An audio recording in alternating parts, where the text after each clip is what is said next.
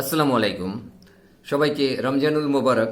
ওই যে 5ই আগস্টে দিদির গণভবন ছেড়ে পালানোর পুথির দ্বিতীয় পার্ট শুনুন, দ্বিতীয় পর্ব ভালো লাগবে। আয় মমতাজ দীপুমনি হাসিনা রে হাজায়, কাঁঠাল রানী পাসার খাইয়া বেতা পাইছে মাজায়, বুড়ি কালে বেতা পাইছে হারতে চায় না, পাজরার কাডি ভাঙ্গা গেছে জোরা লাগে না। এখন রাইতে কোহাই দিনে কোহাই,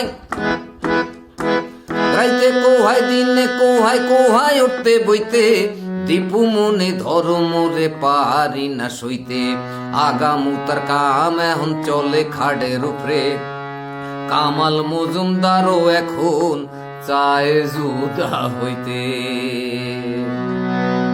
সবগুলোকে আমি বাটে ফালাইয়া, আমার পরিবারকে আগে দিছি পাঠাইয়া, 5 তারিখে আমি যাব জানতো না কেউ, সেই রাগে চেতনারা করে ঘেউ ঘেউ।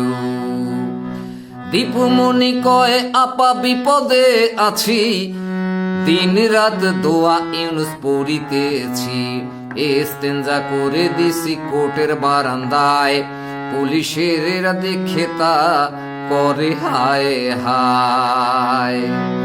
যে পুলিশ আমাদের পক্ষে ছিল হায়, আমাদের দেখলে এখন তারা মুখ ফিরায়, দোয়া ইউনুস তারও কিন্তু দিনে রাতে পড়ে, বলা যায় না ইউনুস সারে কখন কাকে ধরে। মমতাজ নাকি স্বপ্ন দেখেছিল, বঙ্গবন্ধু 2 কন্যা তাহার কাছে দিল, কন্যা থইয়া মমতাজ জান লইয়া পালায়, সংসদে গান গাইয়া তেল মারার জ্বালায়। সলাৎ সলাৎ হাটে বুড়ি কাপড় পড়িয়া, গণভবন থেকে সে যায় পালাইয়া, হেলিকপ্টারে ওঠে দৌড় দিয়া, ছাত্ররা ধরতে পারলে মারতো পাড়াইয়া। মাইয়া পোলা কেউ নাই আমার কাছে এখন, দিল্লিতে নির্বাসনে রইলাম আমি যখন, হাসপাতালে 3 বার চিকিৎসাও নিয়া, দিদি এখন ভগবানকে যায় ও ডাকিয়া।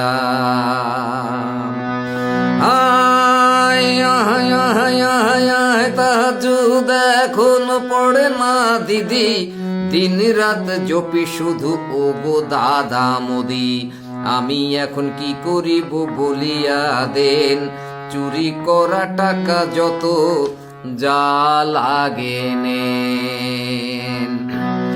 তোমার পরিবার গেছে সেফ এক্সিট নিয়া, দলকে বিপদে গেছো ফালাইয়া, তুমি রইছো দিল্লিতে মোদের কৃপা নিয়া, চেতনাদের ধরতে আছে ডেভিল হান্ট দিয়া। 45,000 ডেভিল পলাইয়া ভারতে, সেখানের রাস্তাঘাটে তারা হাগে মতে, ভারতের নাগরিকদের অনুরোধ করি, অবৈধ ডেভিলদেরকে পুলিশ দিয়া ধরি। আইন একটা পাশ হবে ভূমি অধিগ্রহণ, ভারত সরকার এদেরকে করিবে না বহন, বাংলাদেশ থেকে যারা চুরিও করিয়া ভারতে বাড়ি করছে তারা খাইবে ধরা।